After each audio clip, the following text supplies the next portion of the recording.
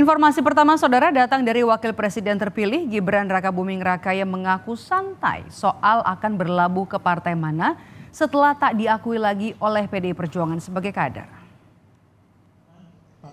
Gibran menyebut untuk saat ini pihaknya memang masih fokus ke pekerjaan yang ada di depan. Namun Gibran memastikan telah memetakan rencananya ke depan. Saat ditanya apakah akan mengikuti Jokowi ke partai politik yang baru, Gibran mengaku tidak tahu menau soal rencana Jokowi itu. Gibran memastikan rencana yang telah dipersiapkannya berbeda dengan Jokowi. Ya kalau saya santai aja ya. Kalau masalah bargaining dan lain-lain itu nanti yang menilai warga ya.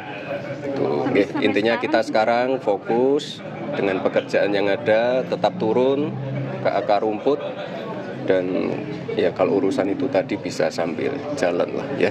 Tapi kita sudah menyiapkan roadmap ke depan, arahnya kemana, ikut siapa, perahunya apa sudah kami siapkan ya. Tenang aja.